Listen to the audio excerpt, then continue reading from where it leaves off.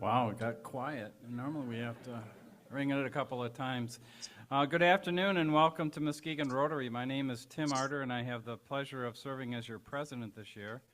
Today's program will be food insecurities by three local organizations, City Boy, HW Farms, and McLaughlin Grows. That's going to be an interesting program for us today. We will begin with the Pledge of Allegiance and a reflection, but we're going to do something a little bit different today. On that, we will have 4 new member inductions today, so prepare for that. It's all good. We will recite the 4-way test at the end of the meeting, and let's do the Pledge of Allegiance. I pledge allegiance to the flag of the United States of America and to the republic for which it stands, one nation, under God, indivisible, with liberty and justice for all. And now, we are going to take about 30 seconds for you to do your own reflections. I know other organizations do that, so whatever's on your mind or things that you want to spend with yourself, please do that. But this is our time to reflect on our own. Thank you.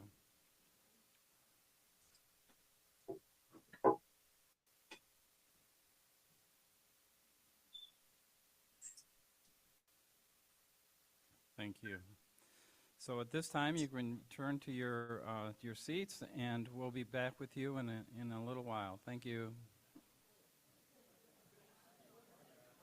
It's time for us to introduce Rotarians with their guests and any visiting Rotarians that are here with us today. So if you would please come forward, Rotarians and guests and any visiting Rotarians.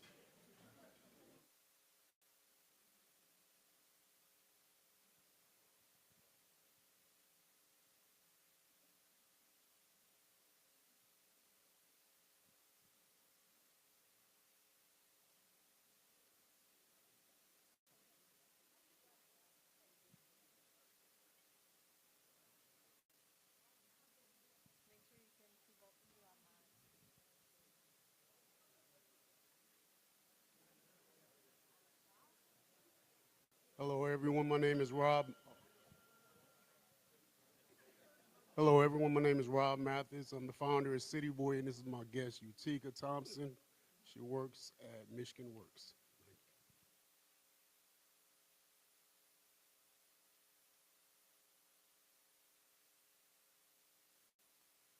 Make sure we can see ourselves.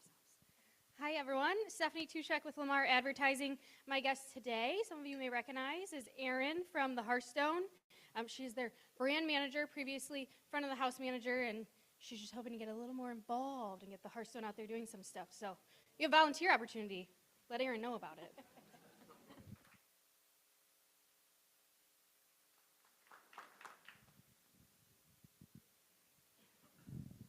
Hello, Lisa Tyler with Senior Resources, and I am very happy to reintroduce to many of you Pat Schaefer. She is retired from the chamber. She's led Muskegon in Focus for a long time, and she has applied for, and we're going to be voting on her at the board meeting on Tuesday for membership, and she's already attended orientation yesterday. Welcome, Pat.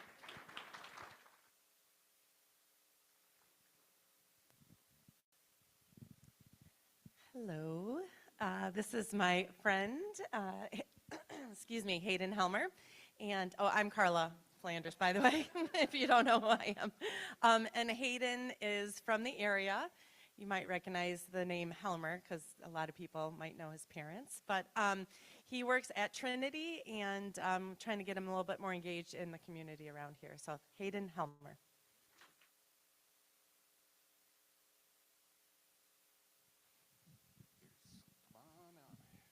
Good afternoon, Rotary. Marty Seitzma here with the student guest from Muskegon Catholic Central High School.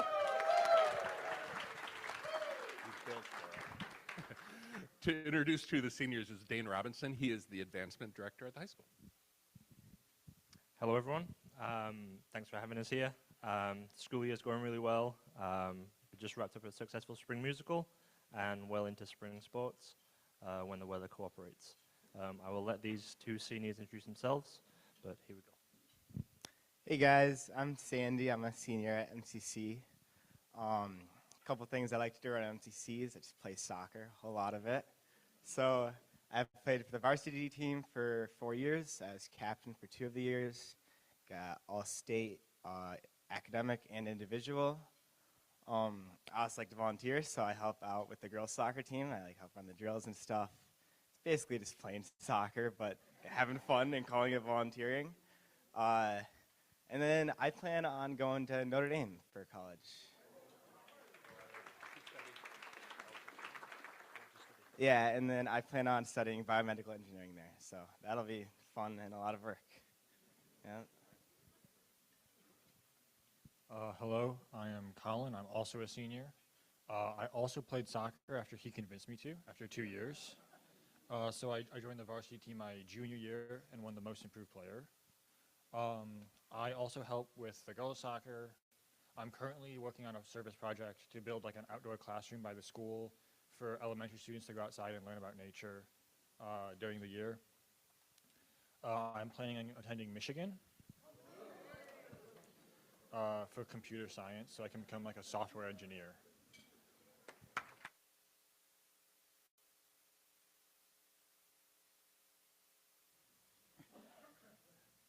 Very good. At this time, I'm going to call on Lisa Tyler to bring forward the members presenting today's program.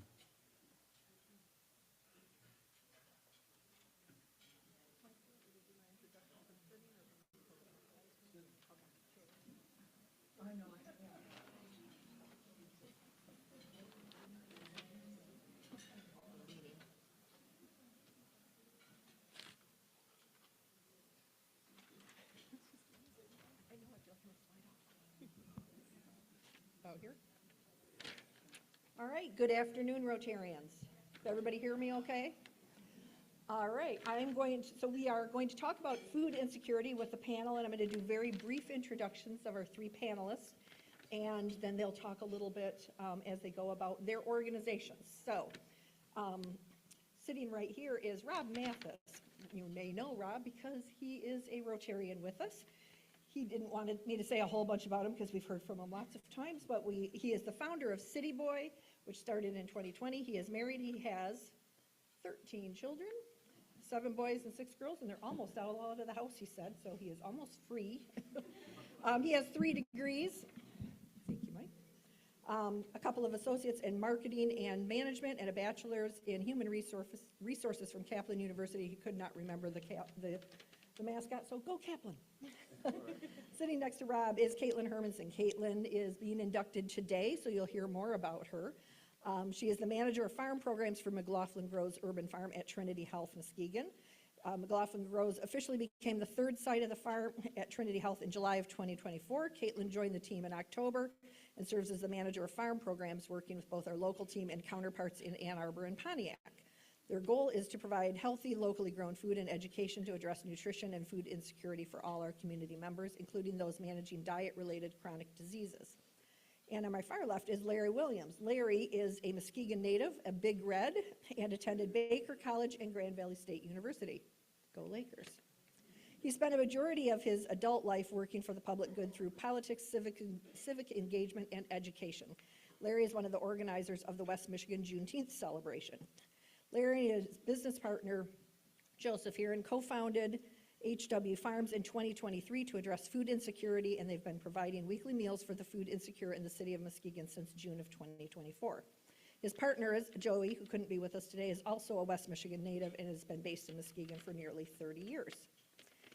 So we are going to just have everybody do a really quick introduction, if you need to say much more than what I did, about what your program is, and then we'll go into a few questions specifically. So Rob, tell us about City Boy. My name is Rob Mathis. We started City Boy during the height of the pandemic because there was a need in the community because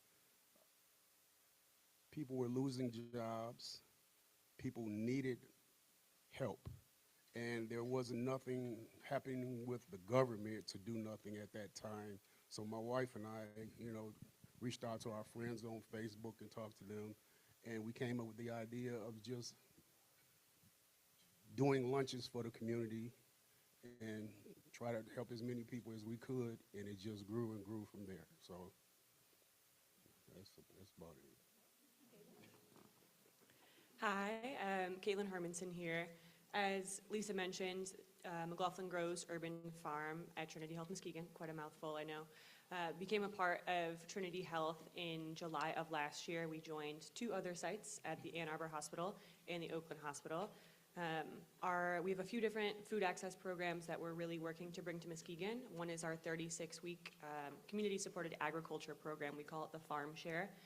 That's open to anyone in the community. Folks can join as paid members. They can use their SNAP benefits to participate. And we also offer the Farm Share as part of the Farm Share Assistance Program, the whole 36 weeks at families who are experiencing food insecurity at no cost. In addition to that, we have a wonderful education program that we're getting off of the ground. Sydney McCann started as our education coordinator in January, as well as some direct produce to patients programs where we work with our clinicians in the area, both Trinity providers and non-Trinity providers. And yeah, we're really excited to grow our programs this year and just reach as many folks as possible. Hi, Larry Williams, HW Farms. We started in Memorial Day of 2023. It started as a community garden concept, and then we looked at it and realized it didn't effectively address. Sorry. It started as a community garden concept, and we looked at it and realized that it doesn't address food insecurity. You can't address food insecurity in a 4x4 square. So we decided to change our angle and go as more of a teaching farm, where we do approximately 40 different crops, and we teach people how to grow them all. Not only are you able to grow through volunteering, you are able to leave with free produce as well for people who are food insecure. And we are working with different organizations in the area and building out our food education and cooking programs. So hopefully, Rotarians, you get your monthly Rotary magazine. In our most recent issue, thanks to Marianne Gorman, who pointed this out to me, there was a wonderful cover article about food waste and how reducing food waste can impact food insecurity, which is something I had really never thought about. One of the little things I learned is that every time we pour some liquid down the drain, that can cause methane, which is a problem in systems and everything. So if you haven't read that, I really suggest you do that. Could be a whole other separate program, but check that article out if you haven't. So now we're going to talk a little bit. You all started organizations, or they were started for different reasons, but talk a little bit about the challenges you've faced and how you've overcome them. So Rob, you started yours in a pandemic. You kind of told us why. What kind of challenges have you faced, and how are you figuring out your way around them? In the beginning, the challenge that we faced was, getting everything off the ground, the funding, the 501c3, getting the information out to the community, and how we were going to disperse the food and try to do it effectively for the community. So we teamed up with Feeding America. They helped us get all the materials that we needed and get us a base here in North Muskegon. So I would say challenges for us. We're really fortunate to have really robust programming at our 2 other campuses in Ann Arbor and Oakland, but they're a lot bigger than we are, and those communities just look a little bit different. So it's been, challenging to take a look at this model that we're trying to replicate in Muskegon and make those programs work in this community. Our director is based out of Oakland. She's wonderful. Her name is Caitlin Smoger, and she, on maybe the 2nd or 3rd time that she came to Muskegon to visit, was like, every single person that you've introduced me to here is on a board. Everybody volunteers, and it's this is not a small town, but everyone knows everyone. And I was like, yeah, it's just that's kind of how Muskegon is. It's kind of how it's always been. And so really making sure that the programs that we're offering are integrated into the community, and the community has a voice, has been something that we're focusing on and addressing that scale. This year, we're hoping by the end of the season to be pushing 50 farm share boxes out the door every single week. Ann Arbor starts their season with 500, and so Yeah, I mean, they've got a massive operation and it's wonderful. So just, taking that and paring it down to fit what we have available, with our infrastructure and our staffing model has been a challenge, but it's been a fun one. As a relatively new company, there's been a lot of challenges, but I would say the most significant two. One would be what to do with excess produce. That's part of how we started doing the meal program. My partner had been doing it just during the summers since 2020. But with all this extra produce, we're like, what do we do with this? And as a new company, you get started and people are interested, but you don't necessarily get enough foot traffic. There's, that challenge. And the other is just time. Finding the time to do it all is, and that's all. All right. So that actually is a great lead-in to my next question about engaging and motivating community members to participate. How do you do that? Larry, we'll start with you. One of the ways that we're doing that is trying to be more effective in our use of social media. We spent a lot of this off-season participating in different community events to make people more aware of us, not just people necessarily looking for food, but also influencers who have impact in the community. As far as getting volunteers and stuff, engagement, and ours, one of the bigger things that we found effective, as I mentioned earlier, is volunteers motivating them with, if you give a half an hour, you get a bag of produce this size that you get to choose. If you donate an hour, you get a bag of produce this size. And it helps a lot of people along the way. Also teaching them where their food comes from. Oh, absolutely. We want to, one of the big things we look to expand into this year is actually doing our cooking classes, and we're starting a farm incubator program as well. Yeah, for us, I think, our staff is pretty small, our team is pretty small, and we're trying to grow these programs to reach as many neighbors as possible. And so volunteers are really going to be, up at the heart of what we're able to do. We utilize the United Ways volunteer portal, which has been fantastic in helping us, drive engagement and get some extra foot traffic.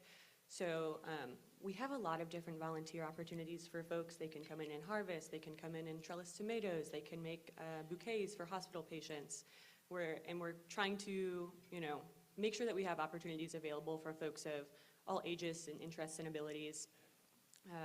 We also are offering monthly free workshops open to anybody in the community. So check out our social media if you want to join our How to Start a Raised Bed Garden workshop that'll be happening in April.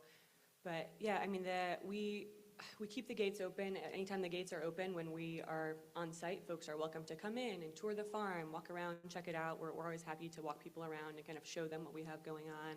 We have lots of picnic tables for folks to just come by and stop and eat their lunch, So it's been really fun for us as a team now that it's getting a little bit warmer out. I don't want to jinx it, but it's maybe starting to get a little bit warmer out to have folks stop by, who are walking down the road and come in and check out what we have to offer. Rob, the same question, engaging. Engaging with the community has not really been a challenge. We've been on Facebook.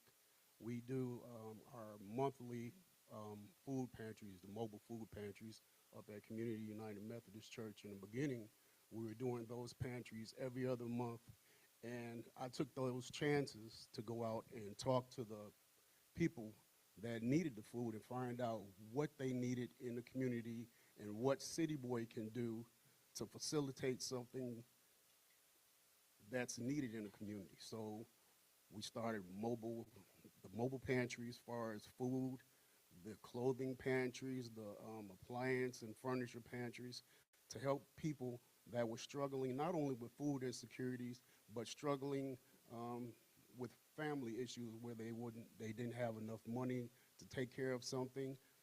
We had people that was donating stuff to us to give it back to the community, especially for families that were starting out. So it's always about engaging the community, and I'm the type of person that if I see a problem in the community, I'm not going to be the one that talk about it. I'm going to be the first one out there. I'm the tip of the spear to do something about it, and I'm going to try to engage the community around me to come help me and support what I'm doing. If it's something good is for everybody. It's just not for me.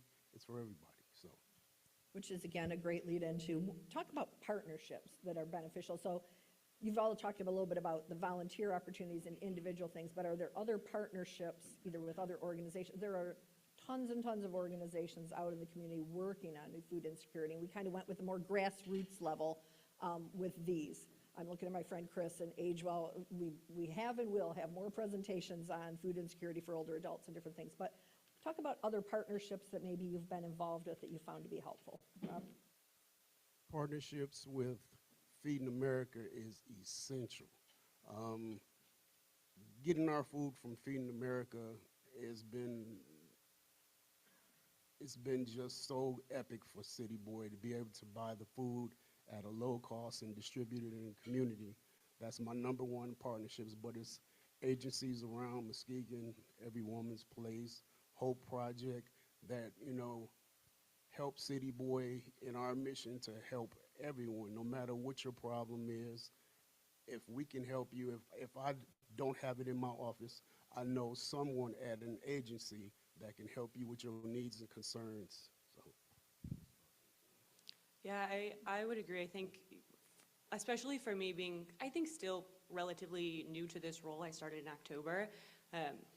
Any partnership has been phenomenal. I'm really grateful to all of the folks who have been so generous with their time and have been jumping into a lot of meetings and like sitting and listening and nodding and taking notes as I'm, trying to get a better understanding of what the food access landscape looks like in the community.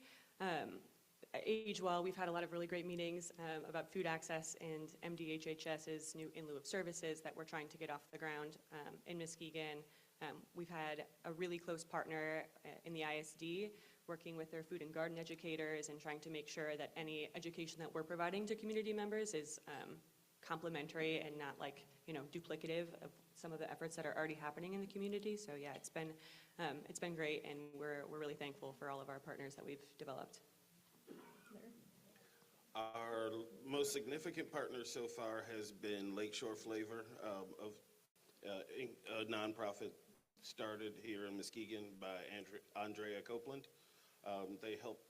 She helped us get our first large grant fund, which was really nice because it takes some of the burden out of your pocket directly.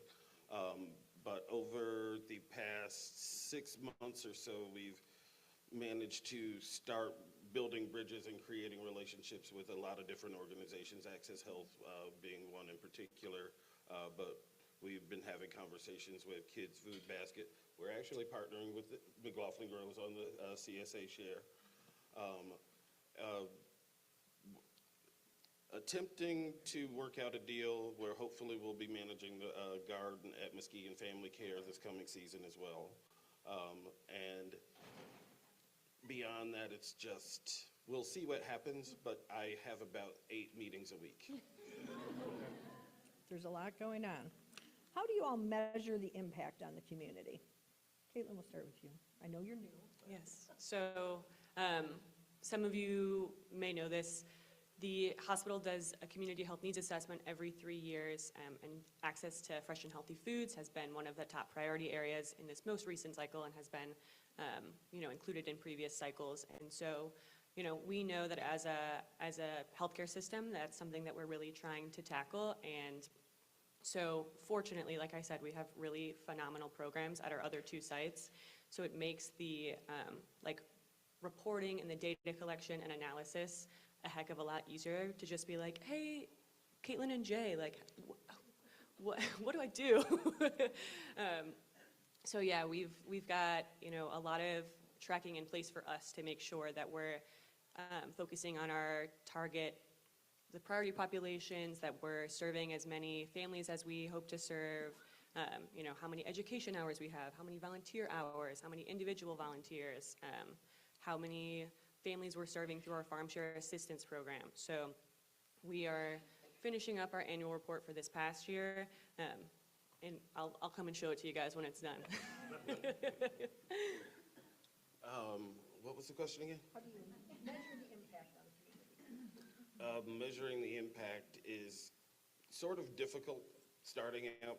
So right now what we're doing is more so measuring what we grow versus what we're able to give out versus compost. And as we start introducing our classes, we'll be able to keep better metrics because we know how many people we reach directly. And Rob? Impact. I measure our impact on Google reviews. Google review is my tool to know exactly what we're doing in the office, what I need to improve on, and far as staffing. So Google reviews is everything to me. I utilize that tool. Great. All right, and I don't know how much time we have left, so I have one last question. Can any of you share a success story? Anecdotally, anything you've heard or just something you've seen that's made you proud and know that the work you're doing is the right work? Whoever wants to go first. For me, I would say the biggest success story is actually just seeing what we were able to create.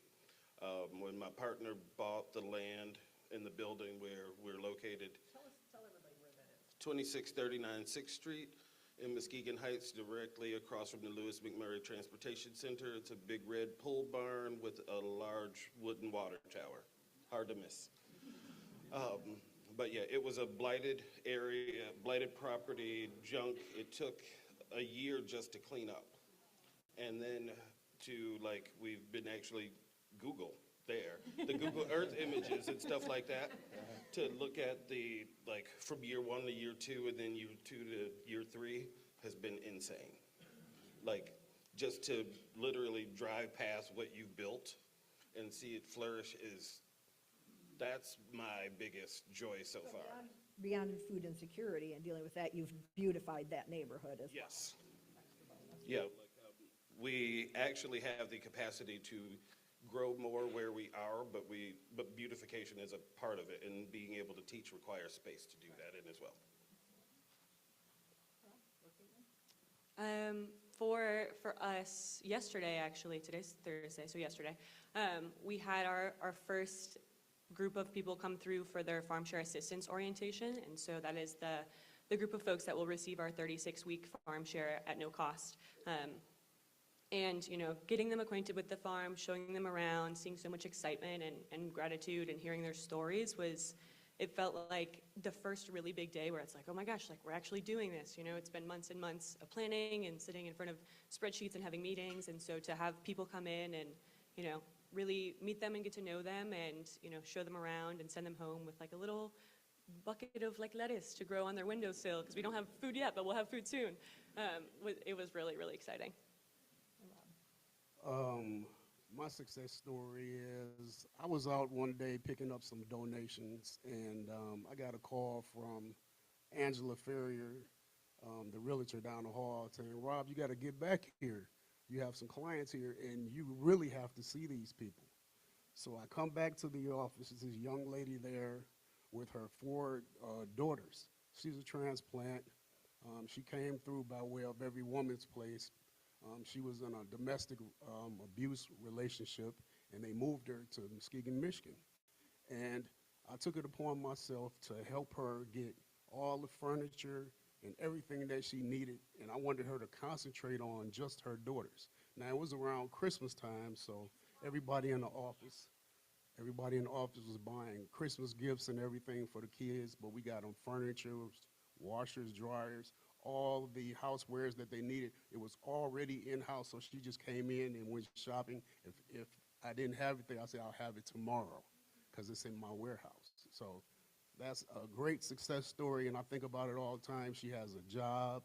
I mean, she's flourishing. She's doing so great, and she's just happy with Muskegon because she was nervous in the beginning coming to a new place. But the people, I told her, the people here in Muskegon, they are going to help you. They're going to look out for you. Just be patient and just let God forge your way. That's all.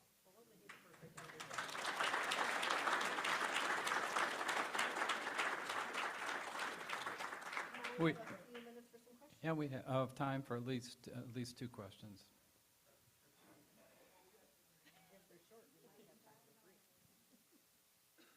So Rob and I shared an office back in the day, and it was great. He's such a pure-hearted person. It was a pleasure sharing the space with you. My question, though, for you guys, I got to ask a political question. USDA cut farming funding for local farms growing growing food pantry funding was cut just 5 days ago, 10 days ago. Has that impacted any of you guys at all?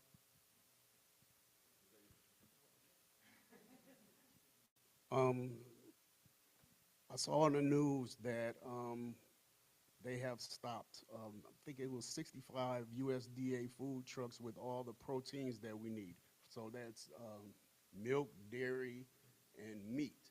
So I'm going to be concentrating on other proteins, nuts, peanut butters, and stuff like that to give to people. So I'm looking at other options, and I might be coming over there to see you about your surplus. What about you? You talked about Feeding America. We have not seen any effect so far, but we're not working with the USDA as far as our grants right now are through the Health Endowment and I'm sorry, the Health Project. And we are just keeping trucking along. We've been doing it grassroots so far. Any grant money that we've been able to get, we appreciate, but it hasn't kept the lights on so far, so it's not going to shut them off. Hello, Arn Bozart here. There's been news coverage about the development efforts of a centralized food bank facility in Muskegon. This would be a site, a place that would provide much of the food distribution in the area, Muskegon County area perhaps. Can any of you shed light on what that project's about and where that's going? Where it is in the planning process? Are you referring to the Muskegon County Food Club? Yes. So that's been one of the meetings that I've been able to sit in and nod and take notes as I'm mapping everything out. So the Food Club project is really cool, right? It's essentially a food pantry model where folks will come in, they pay for a weekly membership fee. That cost is determined based on their household size and family income, and then they get an allotted number of points to spend throughout that week on whatever pantry items there are, right? It's dignity and choice based, and it's really, really exciting. I know that they're currently looking for potential sites. I think we're, probably still a few years yet away from opening the doors, but there's a lot of energy around it and a lot of people that are really excited to get involved. And so, certainly McLaughlin Grows, and I'm sure the rest of the folks that are in food access in Muskegon are excited to be as strong of a partner as we can. Well, thank you. Great program today.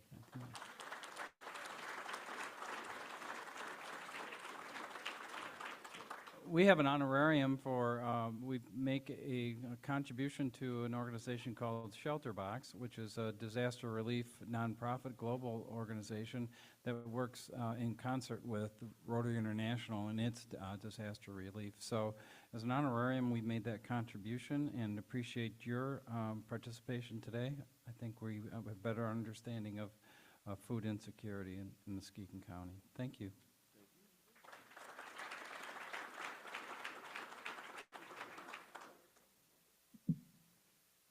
Mike, you want to pull up the birthday slide? Well, we have quite a bit of a list here. Tom Palmer, Lisa, who just exited the front of the room. Dave Alexander, I saw him. I saw Trudy. I think I even saw Jamie Hecker. I'm not sure about Michelle. So we have plenty of people to sing happy birthday today. So let's join it in. Happy birthday to you. Happy birthday to you. Happy birthday, happy birthday. Happy birthday to you. Well, thank you very much, and your weekly advertisement to contribute to the Caring Connection, a very valuable resource we have within our club. We have envelopes up here. There are QR codes that are available for you to make your $10 contribution, and please give that consideration. At this time, we are going to move to our Rotarians in Action Spotlight. Today we feature Nancy Crandall, who will talk about the Past President Leadership Council, which has greatly benefited me during my presidency. along with many other presidents during their terms of office. So, Mike, you want to go forward with it? I'm Nancy Crandall, member of Rotary, and I was president of this club in 2007. The past president's breakfast actually was started by me because when I came into the presidency, I really didn't have anything written for me as a guide.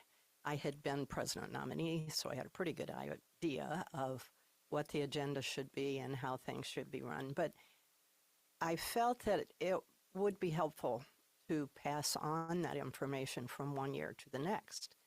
So when I became president, I started meeting with the president-elect at that point, who was Gary Nealon. And we got together for breakfast 2 or 3 times, and I tried to help him as he assumed the presidency. And it soon became apparent that it really was helpful to the incoming president or current president. So rather than just 2 or 3 times, it became a monthly event. I'm not sure if Gary started it monthly or Jim Fisher says he started the monthly breakfast. Whoever did, it was a good idea. And we have continued to meet all this time. It's changed, evolved over the years, but it still is focused on helping the president during that year. And we discuss all kinds of things. We've grown now to 12 or 14 people usually each month.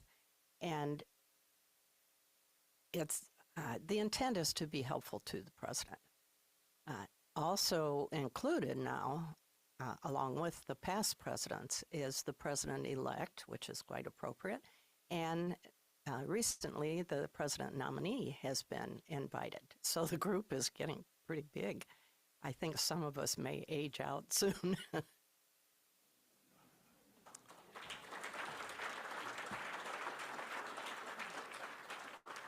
Well, thank you again, Nancy. That it's I can't tell you how much difference it makes to a current president to use them as a sounding board and to just run some ideas past them. So thank you again to Nancy Crandall and those past presidents who've come forward and attended those monthly meetings and breakfast.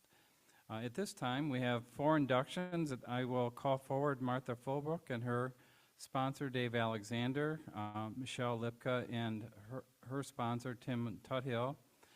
Caitlin's going to join us up front again, and her sponsor, Emily Morgenstern, and Michael Apostle, and his sponsor, Nick Green.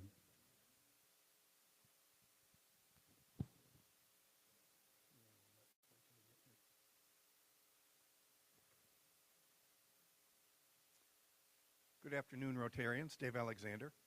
One of, as we say from this podium, one of the greatest gifts of Rotary is giving it to someone else. And I am thrilled to be giving this to Martha in her membership in the Muskegon Rotary Club. Martha Fulbrook is a financial advisor, chartered retirement planning counselor for Merrill Lynch. She currently lives in Hudsonville. I believe she's looking to get into the Muskegon area quickly, hopefully. She commutes daily to Muskegon, where she works with her business partner, financial advisor Greg Dvorsny. She has been recognized as a Grand Rapids Market President honoree due to her outstanding leadership over the course of her career in Grand Rapids with Bank of America and Merrill Lynch since 2003. Martha was born and raised in Margarita Island, Venezuela, and moved independently to the U.S. at the age of 17. She pursued her bachelor's degree at Aquinas College in Grand Rapids. Saints, yes, thank you. And graduated magna cum laude in 2019. Because of her background, Martha is fluent in both English and Spanish and enjoys giving back to the community by providing financial education to local Hispanic businesses. She's also part of the Hispanic Latino Organization for Leadership and Advancement in Bank of America, through which she devotes her time volunteering. She enjoys being a mentor and helping young professionals thrive in their careers, not only within the Bank of America community, but also externally through Grand Rapids Community College. Martha is married to husband Bobby.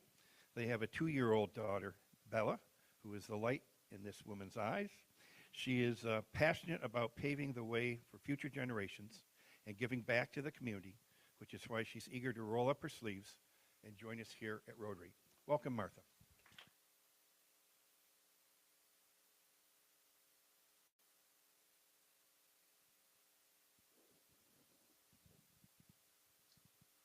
Good afternoon, Rotary. It's my pleasure to introduce Michelle Lipka to you. Michelle lives in North Muskegon with her husband, Chris, of 38 years. Michelle is a graduate of North Muskegon High School, and her husband, Chris, is a native of Montague. They have one married daughter, Sarah, who lives in Grand Rapids with the light of Michelle's life, grandson, Gavin. After marrying, Chris and Michelle moved to Grand Rapids, where they lived for 33 years, and they had a chance in 2019 to move back here to North Muskegon, where they bought a home on the lakeshore.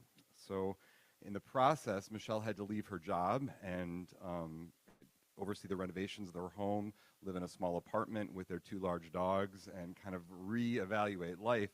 And she kind of found that, hey, I'd like to pursue my passion of being a realtor. And so she joined 5 Star Realty here in Muskegon. And it was there when I was driving back and forth from Grand Rapids to Rotary when I saw one of Michelle's billboards. And I thought, oh my gosh, I forgot, Michelle Lipka. Michelle and I have quite a history together. After Michelle worked at Forest Hills Public Schools as a head secretary for an elementary school. And yes, as we all know, secretaries and custodians run the building. She came to Clark Retirement Community, where I was working, and Michelle and I became very well acquainted there. And then I left and went to First United Methodist Church, and guess what? Michelle got a job there as well. So we worked together in different places for many years, and it's really good to connect back here with her. When Michelle is not selling homes in Muskegon or being with her grandson and family, she enjoys to make handbags. So welcome, Michelle. Good to have you here.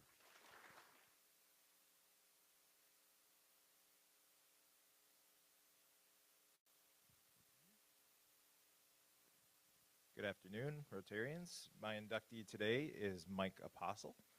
He is the Director of Business Development at Journey Construction Group. JCG is a commercial general contractor. He has been with them for 4 years now in total. Mike graduated from Mona Shores and then continued his education at Western Michigan University. All right, right on cue. Good job, guys. He lives in Norton Shores with his wife. They've been married for 9 years, and he also has a black lab named Leonidas. Great name. Although Mike loves his career, he enjoys the following hobbies: hunting, fishing, hiking, mountain biking, and golf. So from that list, Mike is a very patient man. Mike also has a passion for giving back to his community through sports, and formerly coached the Mona Shores High School soccer team for 15 years. Is the president of the Muskegon County chapter of Ducks Unlimited, and is also a local chamber ambassador. Mike is excited to join Rotary and continue to build his relationships in our growing city. Thank you.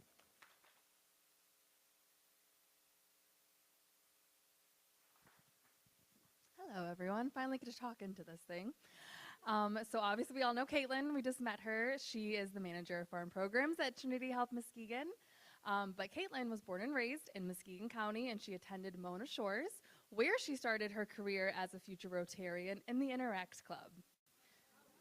She then went on to the University of Michigan and graduated there in 2020 with a degree in international studies, and was also in Rotaract there. And outside of work, Caitlin loves spending time with family, cooking meals with her partner, Michael. I'm sure they have great fresh produce. And practicing yoga and enjoying our beautiful lakeshore.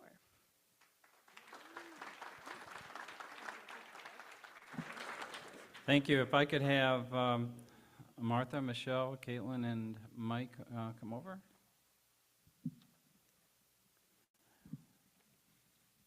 With the numbers up here, I've asked Kim if she could help us at the end here. Fellow Rotarians, on behalf of Muskegon Rotary Club, it's my privilege and pleasure to induct 4 new members today.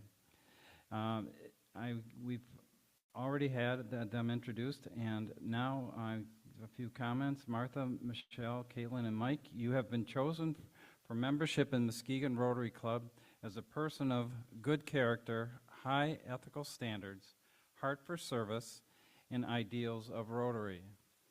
Fellowship and friendship are the first aims and rewards of Muskegon Rotary membership. You will enjoy a network of leaders and professionals who are committed to welcoming and mentoring you. We are admitting you into Muskegon Rotary Club and to the Fellowship of Rotary throughout the world. Membership is an honor and a privilege with its corresponding obligations. Your regular attendance will nurture your understanding and commitment to our principal motto, service above self. Every member is expected to perform his or her share of club service, community service, participation in fundraisers to support our charitable beneficiaries, and the ideal of friendship and networking. As you expect to receive, so must you also give. If you accept these obligations, please say, "I do." Very good. Lastly, I have a challenge for you. Share the gift of membership in Rotary. Invite another person with your same qualities of character to join Muskegon Rotary in the next 6 months. Do you accept this challenge by saying, "I do"? Very good. Martha, Michelle, Caitlin, and Mike, in the name of the Rotary Club of Muskegon, I hereby formally admit you to membership in this club. Now, with Kim's help, we'll be passing out to you your PIN, four-way test, and other items. You want to pass those down? It's moving a lot smoother than normal.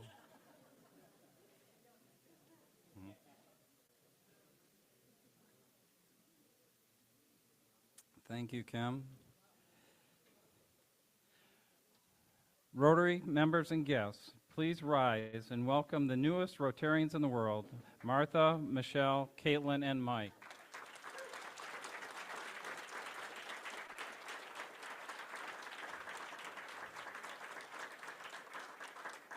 Thank you very much. Oops. Take your time, Wyatt.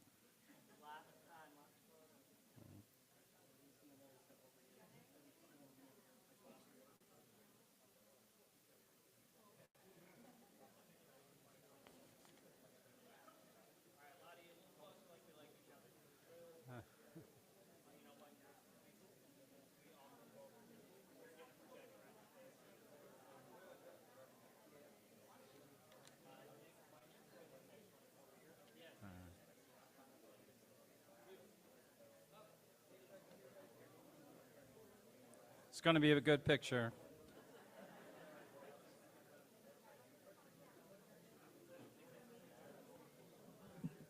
Okay, at this time I'll call forward the people who had reached out to me to make an announcement. While they're coming up, I want to make you aware there's no rewind meeting today. We normally have it on the first Thursday, but Katie Drake is ill today. So please come forward, Roger. Thank you, President Tim. As some of you know, we had a great turnout last Saturday in Grand Rapids. Talk about food insecurity. We worked at Kids Food Basket in Grand Rapids, and we worked packing 2,000 sack suppers. I want you to know Tim Arter is not only a great president, a retired CPA, but he makes a mean bean burrito. He was on the burrito line. You'll see a photo here. So without further ado, Mike, if you could cue up. Mike did a great video showing the folks what we did.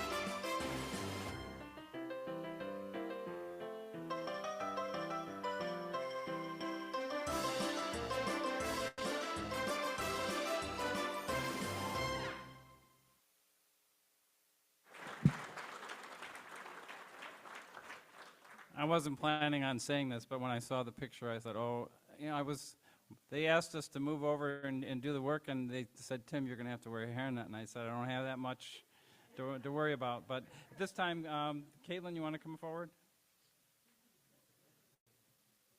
Yeah, hello again, everybody. I hope you're not tired of me yet. I know I just got here. Sorry. But in true Rotarian fashion, I am here to make an announcement. We have our Community Pours events coming up. So I think we have a slide. Perfect. And the print is so small I cannot read the dates or times.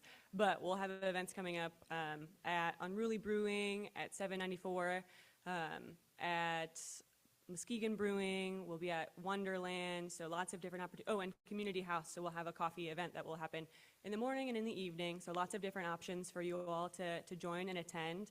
I'm really excited to get my hands into my first Rotary event, and we hope to see you there. Thanks.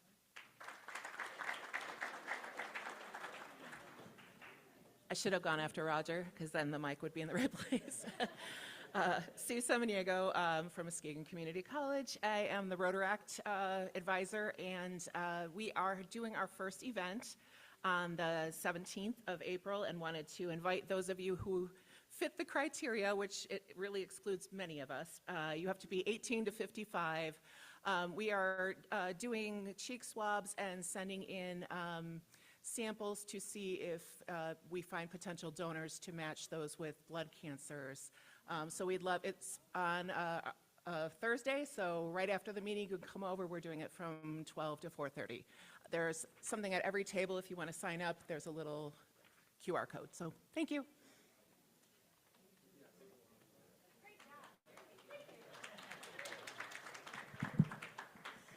Mike, you want to pull up our slide for us? We are officially towards the end of March Madness. We are down to the Final Four. You can see the men's bracket up here. We have Andrea Rigler squaring off against Greg Person. That will happen on Friday. And we have Marty, who won last year, somehow got the Duke Blue Devils, going against Christine Robert in Houston. So go ahead and cheer on your favorite teams and your favorite Rotarians. Our winners from the men's and women's bracket, if you'll pull that one up for me, Mike, will be the winners of Paul Harris Fellows. And we will have, because we had 48 Rotarians participate in March Madness, we will be giving away 2 additional Paul Harris Fellows in addition to our winners. So our women's bracket, Marty Farabee and the UCLA Bruins are taking on Marianne Gorman, who is very excited to have drawn the Yukon Huskies. And Kathy Moore with the South Carolina Gamecocks, and Jenny Sprague with the Texas Longhorns. So, woohoo! Next week we will have some winners announced and a drawing for 2 additional Paul Harris Fellows. Thank you to everyone who participated.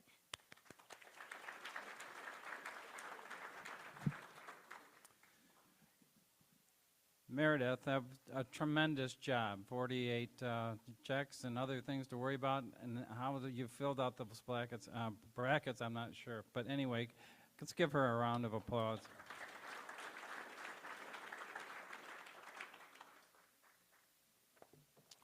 Good afternoon. Okay, thank you. Tim Lipan here to on behalf of Brianna Scott, who's our district governor, to talk to you today about the upcoming district conference that's going to be held here in Muskegon on May 3rd and 4th, right here in Muskegon. We'd like you to sign up. In addition to some great general sessions and some small group sessions,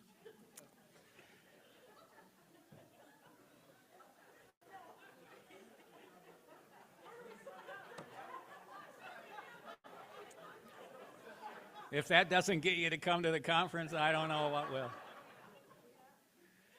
Anyway, beyond all that good stuff, there's networking opportunities, but also a great dinner and some entertainment. And this year the entertainment's going to be the internationally renowned illusionist, Franz Harary. And if you haven't Googled him yet, you should. And so in honor of Brianna Scott and Franz, I thought I would do the traditional magic trick, which is pull a rabbit out of a hat. So, first of all, I have my hat. You can see that there is nothing in the hat at this point. Do you agree down over there on the right? Okay. Anything in the middle? Apparently, they're all shaking their heads. For those of you on Zoom, let's try the left side. And by applause, can you tell, is there anything in this hat? Nothing. Okay. Nothing in the hat. Now, I intend, I haven't really tried this yet, but I intend to pull a rabbit out of the hat.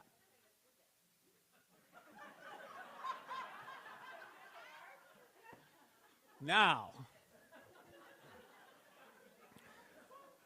at no time will my hands leave my arms. Can we have a drum roll, please?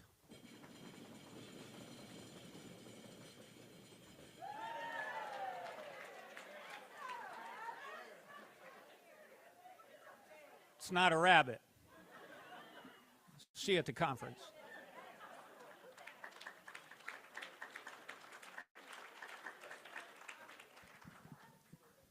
I should have said we had action-packed announcements today. A reminder of the April 12 highway pickup. Please consider doing that. It's out at the I-96 Expressway, just near the exit 4. Park and ride. I'm getting this right. So please consider, if you have any questions, send them on to Esther Rico. I think it's a great effort, and she would appreciate your attendance. At this time, we are going to call on, I think it's Ed that's handling the raffle today. Yes. So Ed.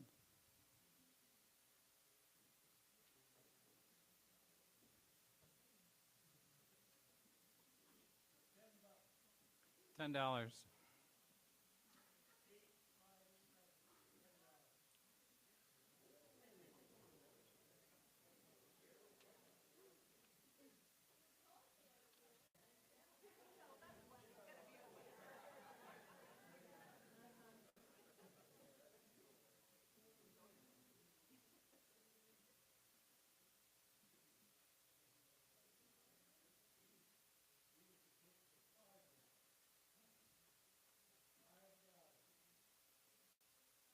$865.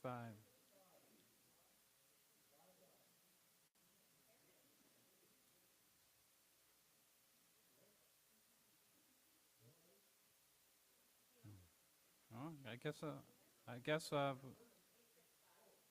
oh.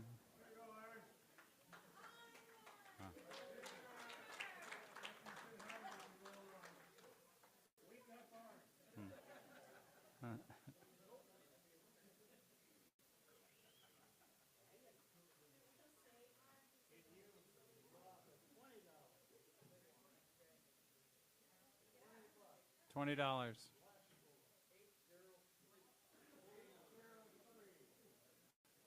Right in the back, Marty.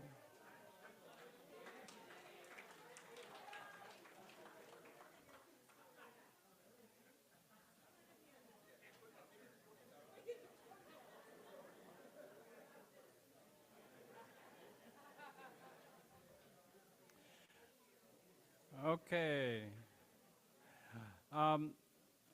Mayor, I couldn't help but noticing you out there. You want to stand up and show off your beard? Now, how much longer do we have?